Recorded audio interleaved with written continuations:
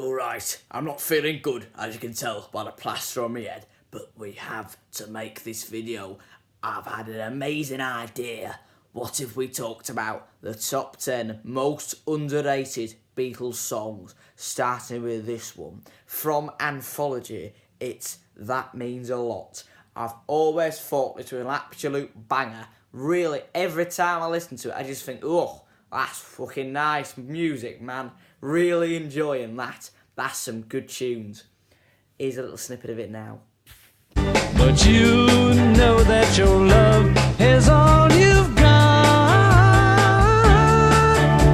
At times things are so fine, and at times they are not. But when she says she loves you, that means a lot. Love can be deep inside. Love can be suicide. So as you can tell, they probably didn't record it because it has the word suicide in it. And when it was intended for release in 1965, suicide, like homosexuality, was actually illegal, so they couldn't record it. What a shame. I like the "Can't You See?" Yeah. But that's quite catchy. I like a song with a good catchy hook. It's like in Baby You Can Drive My Car, it goes beep beep, yeah. It's just as good as that, really.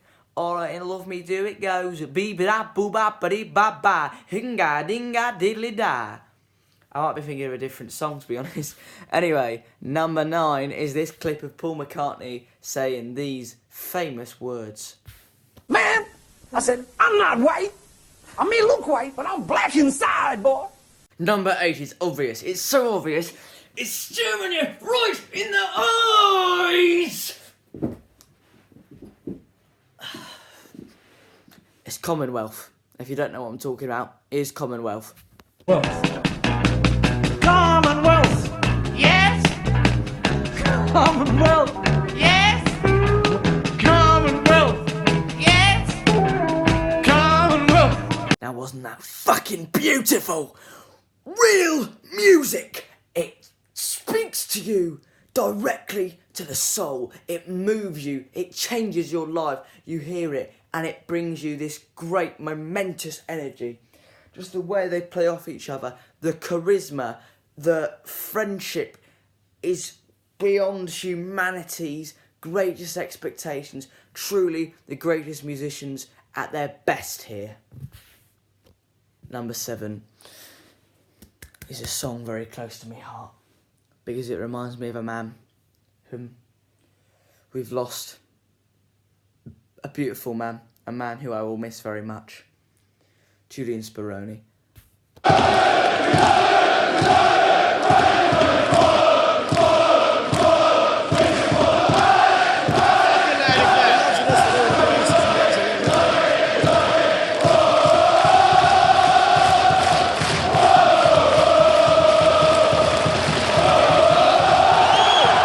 Now we all know what number 6 is. One of the Beatles' most underrated songs of all time. Truly a hidden gems. If you're a real fan, you're gonna know this one.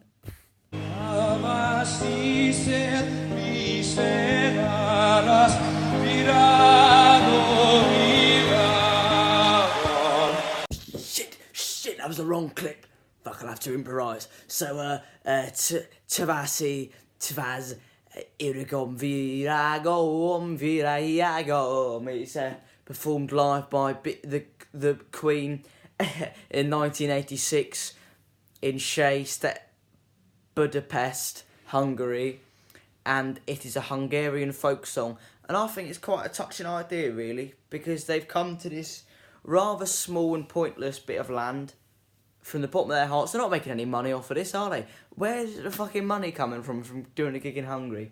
And they're doing it from the bottom of their hearts. They're doing a song for the people, that all the people in that crowd who fucking live farming potatoes with their little shovels, this is one they know, and they're thinking, wow, these rich these rich English geezers have come all the way over here to sing us this song, and it's a real beautiful moment. I think I pulled it off quite well. Anyway, number 5 must be this beautiful, lovely tune.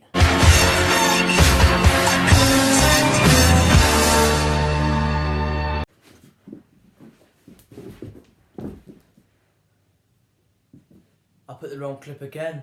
Well, I don't have time to edit that out. We're just going to swim your eyes again. Oh, I'm not enjoying this. Really not enjoying this. Really makes my blood boil when stuff like this happens. Anyway, Objects of Interplanetary Craft by Clarty.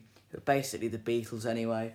Oh, it's just a beautiful song, isn't it? So underrated. I wish everyone on Earth heard this, because really it enriches your experience as a human being. It does. The way the drums sound, and the little piano riff, and it just pierces through you. Your heart explodes, your lungs dissolve, your kidneys evaporate. It just moves you, man. It moves you in a way no other music can. Anyway, on to number 4. So ferry, cross the Mersey. I don't know how this keeps happening. Oh my God! So,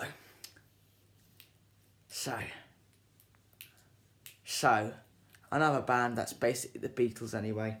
Ferry Across the Mersey is a beautiful tune, and it's about this chap called Jerry, or Gerald, or Jarmeen. I don't really remember. I think it must have been Gerald. And he had problems with his heart, so he had a pacemaker or something like that. Anyway, he really loved his town of Liverpool. And he didn't want to leave, so he did a song about how great Liverpool was. And this is that song. And it just brings about that sort of cosy, homely feel, sort of pride for your place where you live. I live in a shithole, as you can tell by my surroundings. In fact, where I live is so shit, there isn't even an outside, it's just black. Because it's so shit, at night they just turn off the world. That's how shit it is where I live. Anyway, on to number 3.